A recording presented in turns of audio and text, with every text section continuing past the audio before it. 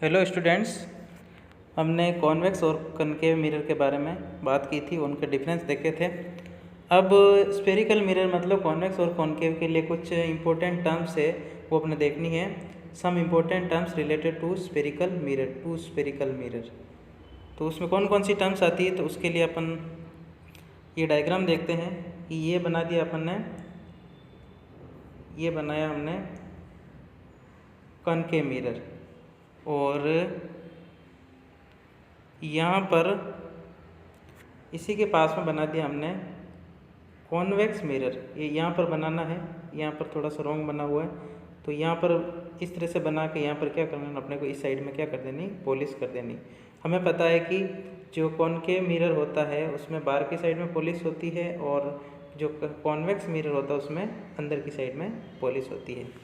तो यहाँ पर बना दिया। तो इसमें चाहे सबसे पहली जो टर्म्स आती है वो आती है पोल। पोल क्या होता है, जैसे ये एक स्फेरिकल मिरर है, और कौन सा स्फेरिकल मिरर है, कॉनकेव मिरर। इसका जो ये सेंटर पॉइंट है ये वाला, ये क्या कहलाएगा, पोल कहलाएगा। इसी प्रकार जो कॉन्वेक्स मिरर जो है उसका जो ये पॉइंट है, सेंटर पॉइंट, उसको क्या बुलाएगा, किससे क्या बोलते हैं, पोल। और पोल को किसे डिनोट करते हैं, पी से। तो सबसे पहला हो गया पोल। तो पोल की ये डेफिनेशन दे रखी है हमें कि पोल क्या होता है, द मिड पॉइंट और centre of spherical surface is called पोल।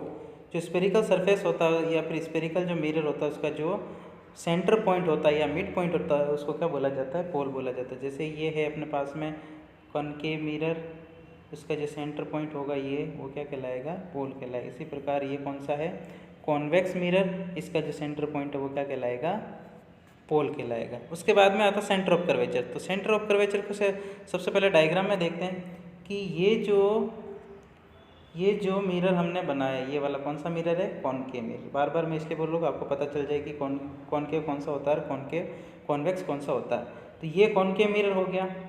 इसको हमने क्या किया था कि एक स्पेयर को काट के बनाया। एक स्पेयर था, एक होलो स्पेयर था, उसको कट किया यहाँ से, और ये जो पोर्शन था उसको मैंने अलग करके उसके बाहर की साइड में पॉलिश कर दी। तो ये क्या बन गया था, कॉनकेव मिरर बन गया। इसी प्रकार यहाँ पर ये जो एक स्पेयर था उसको यहाँ से काट दिया, और काटने के बाद में क्या कर दिया, अंदर की साइड में पॉलिश कर दी। तो ये क्या बन गया, कॉन्वेक्स मिरर बन गया। तो जिस होलो स्पेयर को काट के जो ये दोनों जो मिरर बना है, उस होलो स्पेयर का जो सेंटर होगा ये वाला, इसका सेंटर यहाँ और इसका सेंटर यहाँ, तो ये जो सेंटर होगा उस होलो स्पेयर का, तो वो सेंटर इन मिरर के लिए क्या होगा, सेंटर ऑफ कर्वेचर कहलाएगा। क्या कहलाएगा, सेंटर ऑफ कर्वेचर। अब ये स्पेयर इस साइड में है तो इसका centre of curvature left side में होगा, और इस मिरर के लिए स्पेयर इस साइड में है तो इसका जो सेंटर ऑफ कर्वेचर होगा वो राइट साइड में होगा। जिस तरफ स्पेयर होगा उस साइड में क्या होगा, सेंटर ऑफ कर्वेचर। तो और जो सेंटर ऑफ कर्वेचर जो ये बना यहाँ पर और इसमें यहाँ पर, इस सेंटर ऑफ कर्वेचर की पोल से जो डिस्टेंस होती है, और इस सेंटर ऑफ कर्वेचर की जो पोल से जो डिस्टेंस होती है उसको बोला जाता है रेडियस ऑफ कर्वेचर। क्या बोला जाता है, रेडियस ऑफ कर्वेचर। क्योंकि ये क्या है, एक तरह की इस स्फीयर की क्या है, रेडियस है, इसलिए इसको क्या बोला जाता है, रेडियस ऑफ कर्वेचर। तो इसकी डेफिनेशन क्या हो जाएगी, the distance between centre of curvature and pole of the spherical mirror. इसमें भी यही हो जाएगा। तो इसकी डेफिनेशन देखते हैं क्या है, क्या लिखी हुई है अपने पास में कि सेंटर ऑफ कर्वेचर क्या होता है, the centre of curvature is the centre of that hollow glass sphere from which spherical mirror is form. मतलब उस होलो ग्लास स्फीयर का, होलो मतलब बिल्कुल खोखला, ग्लास मतलब कांच का एक स्फीयर था, उसको काट के बनाया स्फेरिकल मिरर, उसका सेंटर मिरर के लिए क्या होगा, सेंटर ऑफ कर्वेचर। और रेडियस ऑफ कर्वेचर क्या हो जाएगा, the distance between centre of curvature and pole of spherical mirror. किस किस के बीच की distance, centre of curvature and pole के बीच की डिस्टेंस क्या कहलाएगी, रेडियस ऑफ कर्वेचर, जिसको अपन कैपिटल आर से डिनोट करते हैं, और सेंटर ऑफ कर्वेचर को अपन सी से डिनोट करते हैं। उसके बाद में आता है एक प्रिंसिपल एक्सिस। प्रिंसिपल एक्सिस क्या होता है, प्रिंसिपल एक्सिस देखने के लिए वापस अपन डायग्राम पे जाते हैं कि ये जो एक ऐसी इमेजिनरी लाइन ड्रॉ कर दी जो कहाँ से होता पास होती है, सेंटर ऑफ कर्वेचर से होते हुए पोल से होकर पास हो जाती है। इस तरीके से इसमें भी ये पोल से होते हुए सेंटर ऑफ कर्वेचर होते हुए पास हो जाती है। मतलब ऐसी लाइन जो क्या होती है, सेंटर ऑफ कर्वेचर और पोल से होते हुए जाती है, उसको क्या बोला जाता है, प्रिंसिपल एक्सिस। मेन एक्सिस वही है, जिस डायग्राम में यहाँ बता रखा है एरो लगा का, प्रिंसिपल एक्सिस। तो इसकी डेफिनेशन क्या हो जाएगी the straight line passing through the centre of curvature and pole of the mirror, जो सेंटर ऑफ कर्वेचर और पोल से होते हुए जो लाइन जाती है उसको क्या बोला जाता है, प्रिंसिपल एक्सिस। तो ये कुछ टर्म थी। इसके बाद में अब आता है एपर्चर। एपर्चर मतलब जिस स्फीयर को काट के हमने बनाया, ये जैसे मैंने मिरर को काट दिया है, तो ये इसका जो डायमीटर होगा यहाँ से यहाँ तक की डिस्टेंस वो क्या कहलाएगी, एपर्चर कहलाएगी। जैसे यहाँ पर बना रखा है, ये कौन सा पार्ट बना रखा है, इस जगह कौन सा पार्ट बना रखा है, कॉनकेव मिरर बना रखा है। तो यहाँ से यहाँ तक इसका क्या है, एक प्रकार का डायमीटर है। तो ये जो डायमीटर होता है यहाँ से यहाँ तक की जो डिस्टेंस होती है, बीच की जो डिस्टेंस होती है, उसको क्या बोला जाता है, एपर्चर बोला जाता है। जिसको किसे डिनोट कर रखा है, एम एम डैश। इधर तो ऊपर आ गया एम, यहाँ पर एम आ गया और नीचे क्या है, एम डैश। तो ये क्या कहलाएगा, aperture. The diameter of spherical mirror is called aperture. अब बात करते हैं प्रिंसिपल फोकस और फोकल लेंथ की। इसको थोड़ा सा ध्यान से देखना है, प्रिंसिपल फोकस क्या होता है। तो प्रिंसिपल फोकस को समझने के लिए मैंने सबसे पहले ये लिया है, ये कौन सा मिरर है, आपको देख के ही पता लग जाना। जिसकी बाहर की साइड में पॉलिश होती है उसको क्या बोला जाता है, कॉनकेव मिरर बोला जाता है। इसके बीच में एक लाइन खींचनी सबसे पहले, तो वो क्या कहलाएगा, प्रिंसिपल एक्सिस। और ये इसका सेंटर क्या कहलाएगा, पोल कहलाएगा। अब इस मिरर, ये मिरर हमने देखा था कि कौन सा होता है, कन्वर्जिंग मिरर होता है। जो रेज आती है प्रिंसिपल एक्सिस के पैरेलल, जैसे एक रेज यहाँ से, एक रेज यहाँ आई, ये भी इस नीचे आई, एक तरह से नीचे और आई। तो इस तरह से जो पैरेलल रेज आती है वो क्या करता है, वो एक पॉइंट पर क्या कर देता है, मिला देता है। तो ये जो पैरेलल रेज है उसको इसने यहाँ पर मिला दिया, ये जो पैरेलल रेज है इसको रिफ्लेक्शन के बाद में यहाँ मिला दिया, ये जो रेज है इसको यहाँ मिला दिया, नीचे वाली रे भी आई यहाँ मिला दिया। तो सबको एक पॉइंट पर कन्वर्ज कर दिया, एक जगह मिला दिया है। तो ये जो पॉइंट होगा वो इस कनकेव मिरर के लिए क्या होगा, फोकस पॉइंट होगा। क्या होगा, फोकस पॉइंट या प्रिंसिपल फोकस होगा। और यही वापस कॉनकेव में, कॉन्वेक्स में क्या होगा, हमें पता कॉन्वेक्स में क्या होता है। जैसे ये अंदर की साइड में पॉलिश कर देती है, क्या बन गया, कॉन्वेक्स बन गया।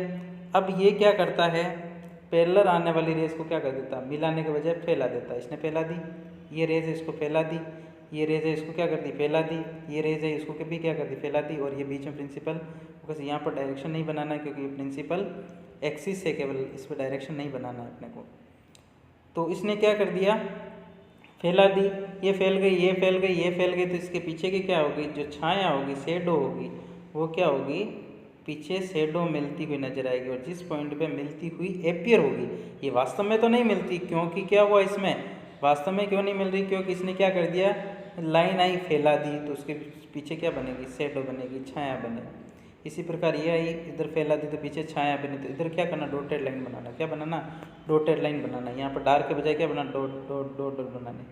यहाँ पे भी डॉटेड बनानी, यहाँ पे भी डॉटेड बनानी, क्योंकि ये रियल लाइन नहीं है, एक प्रकार की इमेजनरी लाइन ड्रॉ करते, क्योंकि वास्तविक जो लाइन थी वो तो इधर चली गई। इसके पीछे की साइड में जो छाया आती वो इस पॉइंट पर मिलती है। तो ये क्या होगा, अपना जिस पॉइंट पर मिलती वो क्या कहलाएगा, फोकस पॉइंट कहलाएगा। तो ये रेस को फैलाता तो इसके पीछे जो पॉइंट बनता है, ये एक प्रकार का पॉइंट बनता नहीं, केवल बनता हुआ लगता अपने को, एपियर होता है, रेज मिलती हुई एपियर होती है। और इस वाले केस में, ऊपर वाले केस में क्या होता है वो कि लाइट रे एक्चुअल में आके मिल रही है, तो जिस पॉइंट पर मिलती है वो क्या कहलाएगा, प्रिंसिपल फोकस कहलाएगा। तो देखते हैं क्या होता है principal focus. It is a point on principal axis, ये कहाँ पर होता है, प्रिंसिपल एक्सिस पर, where light rays travelling parallel to the principal axis actually meet. क्या होती है, प्रिंसिपल एक्सिस के पैरेलल आने वाली रेज जिस पॉइंट पर मिलती है, किसमें, कॉनकेव मिरर में तो मिलती है, तो उसको क्या बोला जाएगा, प्रिंसिपल फोकस। और it is the point on principal axis where the light rays travelling parallel to the principal axis appear to meet. Actually meet की जगह क्या आ जाएगा, एपियर टू मीट आ जाएगा। तो क्या होगा, वो प्रिंसिपल फोकस किसके लिए होगा, कॉन्वेक्स मिरर के लिए होगा। और वो कब होगा, आफ्टर रिफ्लेक्शन के बाद में। तो समझ में आ गया होगा। जैसे मैं वापस आपको बता देता हूँ, ये कौन सा मिरर है, कॉनकेव, इसमें ये प्रिंसिपल एक्सिस, ये पोल हो गया, यहाँ सेंटर ऑफ कर्वेचर हो गया। तो पैरेलल आने वाली रेज, जैसे ये पैरेलल है, डायरेक्शन बनाना बहुत ज़रूरी है। आने के बाद में जिस पॉइंट पर ये कट हो गई, जहाँ पर ये मिल गई, तो वो क्या कहलाएगा, फोकस पॉइंट। ये वास्तव में मिलता है, एक्चुअली मीट होता है। इसके बजाय हम ये दूसरा मिरर ले लेते, ये कौन सा है, कॉन्वेक्स मिरर है, ये इसका पोल है, बीच में ये क्या है, प्रिंसिपल एक्सिस। पैरेलल आने वाले रेज को ये फैला देगा, इधर से आई उधर फैल गई, इधर से आई इधर फैल गई। तो पीछे की साइड में क्या आएगी, शेडो मिलेगी, इसकी वास्तव में तो नहीं मिलेगी, केवल इसकी छाया मिलेगी। तो क्या होगा यहाँ पर, वास्तव में तो नहीं बनेगा लेकिन अपेयर टू मीट मतलब मिलती हुई प्रतीत होगी, होती तो नहीं है लेकिन अपने को लगेगी, तो वो क्या कहलाएगा, प्रिंसिपल फोकस। और इस प्रिंसिपल फोकस की जो डिस्टेंस होती है, जैसे यहाँ पर ये प्रिंसिपल फोकस है, इसकी पोल से जो डिस्टेंस होती है वो क्या कहलाती है, फोकल लेंथ कहलाती है। तो इसको स्मॉल एफ से डिनोट करते हैं और फोकस पॉइंट को कैपिटल एफ से। और इसमें भी क्या हो जाएगा, ये इस पॉइंट एफ की मतलब ये कौन सा है, फोकस पॉइंट या फिर प्रिंसिपल फोकस, इसकी पोल से डिस्टेंस हो जाएगी वो क्या कहलाएगी, फोकल लेंथ। तो फोकल लेंथ की डेफिनेशन क्या हो जाएगी, the distance between pole and principal focus of spherical mirror is called focal length. तो ये हो गया। इसी प्रकार जो रिलेशन होता है, जैसे इस डायग्राम को देखा जाए, इस डायग्राम को हम देखते हैं तो इस डायग्राम किसी को भी देख लो, एक यहाँ पर फोकस पॉइंट है और यहाँ पर क्या होता है, सेंटर ऑफ कर्वेचर। ये यहाँ पोल से फोकस की डिस्टेंस और यहाँ से यहाँ तक की डिस्टेंस दोनों क्या होती है, इक्वल होती है। क्या होती है, इक्वल होती है। अगर इक्वल होती है तो एक रिलेशन बनता है, क्योंकि फोकल लेंथ एफ होती है और ये पूरी क्या होती है, आर होती है। क्या होती है, आर होती है। तो ये एफ और ये इक्वल है तो ये भी एफ होगा, तो एफ मिल के किसके बराबर हो जाएगा, आर के बराबर। तो आर बराबर क्या होना चाहिए, 2f होना चाहिए। तो एक रिलेशन होगा, दो फोकल लेंथ अगर मिलाते हैं, जैसे यहाँ पर बना रखा है, जैसे यहाँ से यहाँ तक की डिस्टेंस और यहाँ से यहाँ तक की डिस्टेंस दोनों इक्वल है, तो दोनों को एफ अगर ले लेता हूँ तो कितनी हो जाएगी टोटल डिस्टेंस यहाँ से यहाँ तक की, 2f। और 2f किसके बराबर होती है, रेडियस ऑफ कर्वेचर के बराबर। हमें पता है कि ओ से सी के बीच की डिस्टेंस टोटल क्या होती है, आर होती है। और यहाँ टुकड़ों में क्या मान लिया, एफ और एफ, तो एफ और एफ मिला के क्या होना चाहिए, आर होना चाहिए। तो एक रिलेशन सेटिस्फाई होता है यहाँ पर, क्या होता है, are is equal to 2f। तो उसको भी हमें क्या करना है, प्रूव करना है कि किस तरह से ये होती है। तो इसको प्रूव करने के लिए मैंने क्या लिया, एक कॉनकेव मिरर ले लिया, ये कॉनकेव मिरर ले लिया, एक रेस पैरेलल आई और वो टकराने के बाद में कहाँ चली गई, एक पर चली जाएगी हमें पता है। और इसको मैंने इस तरह से यहाँ पर ज्वाइन कर दिया। रे टकरा के वापस जाती है तो यहाँ पर क्या होता है, रिफ्लेक्शन होता है। जैसे इस तरह से पढ़ा था हमने कि यहाँ से आके टकराती है, इधर चली जाती है। तो यहाँ पर बीच की जो लाइन ड्रॉ होती है, यहाँ पर दो एंगल बनते हैं, आई इज इक्वल टू आर। ऐसा कैसा सेम यहाँ बन गया। यहाँ पर क्या हो रहा है, एक रे आई यहाँ चली गई, ये बीच में एक नॉर्मल का काम कर रहा है, तो angle I is equal to यहाँ पर क्या होगा, आर होगा। तो ये दोनों एंगल क्या होंगे, इक्वल होंगे, आई इज इक्वल टू आर, क्योंकि यहाँ पर क्या होते हैं, रिफ्लेक्शन के लॉ सेटिस्फाई होते हैं।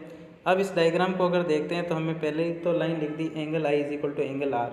और एंगल आई का मतलब क्या है, R P C. Angle I का नाम क्या है, आर पी सी। एंगल किसके बराबर होगा, एंगल या एंगल आर पी सी किसके बराबर होगा, क्यू पी सी के। क्यू पी सी मतलब क्यू पी सी मतलब ये वाला। तो angle I is equal to R, दोनों का नाम दे दिया। आई का मतलब हो गया आर पी सी और आई आर का मतलब सॉरी आई का मतलब तो हो गया आर पी सी और आर का मतलब हो गया क्यू पी सी। ये दोनों एंगल क्या होंगे, इक्वल होंगे। ये फर्स्ट इक्वेशन दे दी। अब जो ये आर पी सी एंगल वो होगा पी सी एफ के बराबर होगा। देखते हैं डायग्राम में कौन कौन सा, R P C is equal to P C F. तो आर पी सी कौन सा हो गया, R P C is equal to P C F. ये वाला एंगल इसके बराबर होगा। ये कौन सा डायग्राम बन रहा है, अल्टरनेट एंगल। क्या बन रहा है, तो ये वाला एंगल इसके बराबर हो गया। तो ये जो अल्टरनेट एंगल है वो किसके लिए है, ये इसके लिए है। वो तो लॉ ऑफ रिफ्लेक्शन हो गया। ये अल्टरनेट एंगल किसके लिए लिखना, इसके लिए लिखना है। अब क्या होगा, अब इस डायग्राम को ढंग से देखें तो क्या होगा, ये एंगल इसके बराबर है और ये वाला एंगल आई इसके बराबर भी है। तो ये वाला एंगल और ये भी क्या होगा, इक्वल होगा। तो मतलब तीनों एंगल क्या हो जाएंगे, बराबर हो जाएंगे। मतलब क्या होगा, ये एंगल इसके बराबर है और ये आई वाला एंगल इसके बराबर भी है। तो ये वाला क्या हो गया, इसके बराबर हो गया। मतलब क्या हो गया, यहाँ पर देखते हैं, R P C is equal to Q P C है। Angle R P C is equal to Q P C है और R P C P C F के बराबर ही है। तो यहाँ आर पी सी इक्वल है, तो ये क्यू पी सी और पी सी एफ भी क्या होंगे, बराबर होंगे। अगर एंगल बराबर है तो उसकी कॉरस्पॉन्डिंग साइड भी क्या होगी, बराबर होगी। मतलब हमने ये देखा, जैसे ये एंगल इसके बराबर है तो इसके साथ में साइड कौन सी है, ये साइड सी एफ और पी एफ, ये दोनों साइड भी क्या होगी, इक्वल होगी। ये दोनों साइड क्या हो जाएगी, इक्वल हो जाएगी। अब ये साइड इक्वल हो गई और हम क्या करते हैं, इस लेंस का एपर्चर बहुत छोटा मानते हैं, मतलब ये पॉइंट अगर यहाँ के बजाय यहाँ शिफ्ट हो जाता है, कौन सा पॉइंट, अगर एपर्चर छोटा हो, छोटा का मतलब ये जो P पॉइंट जो है वो कहाँ आ जाता है, O पॉइंट के ऊपर आ जाता है, ये पॉइंट P पॉइंट O पर शिफ्ट हो जाता है, ये बहुत छोटा हो जाता है, तो ये वाली जो डिस्टेंस है वो किसके बराबर है, इसके बराबर होगी, मतलब CF डिस्टेंस किसके बराबर हो जाएगी, FO के बराबर। हमने प्रूव कर दिया CF is equal to PF, ये प्रूव कर दिया, और ये किसके बराबर होगी, यहाँ हो जाएगी, क्योंकि ये लाइन कहाँ शिफ्ट होगी, यहाँ आ गई, ये बहुत छोटा है, ये वाली डिस्टेंस क्या होगी, बहुत छोटी होगी, तो ये जो P पॉइंट है वो कहाँ शिफ्ट हो जाएगा, O पर शिफ्ट हो जाएगा, तो CF बराबर हो जाएगी, CF बराबर हो जाएगी FO के बराबर। तो ये दोनों डिस्टेंस क्या हो गई, इक्वल हो गई, और ये इक्वल होगी तो ये अगर F है तो ये भी F होगा, तो F और F कितना हो गया 2F, तो ये टोटल डिस्टेंस कितनी होगी 2F, और टोटल डिस्टेंस को और क्या बोला जाता है, R बोला जाता है, तो R इज इक्वल टू क्या हो जाएगी 2F हो जाएगी। ये बता रखा है कि ये दोनों इक्वल बता रखी है, PF ये यहाँ पर बता रखी है कि अगर मिरर का एपर्चर बहुत स्मॉल है तो क्या होगा, point B close to the O, तो ये जो PF है ये क्या है, PF है, PF OF के बराबर होगी, और FC is equal to OF है ये, और OF क्या है, OC की क्या है, हाफ है, तो क्या होगी, ये इसकी डबल होगी। तो नॉर्मली ऐसा लिख सकते हैं कि ये अगर इसके बराबर है, इसको अपन ने R लिख दिया, इसको अपन ने R लिख दिया, तो CO को दो भागों में बांट दो, तो CO इज इक्वल टू क्या हो जाएगा, CF प्लस FO, और ये दोनों क्या है, FF है, A प्लस F, और ये क्या है R, तो R इज इक्वल टू क्या हो जाएगा 2F हो जाएगा, तो R इज इक्वल टू क्या हो जाएगा 2F हो जाएगा। ये रिलेशन क्या हो जाएगा यहाँ पर सेटिस्फाई हो जाएगा, तो ये R is equal to 2F हम प्रूव कर सकते हैं।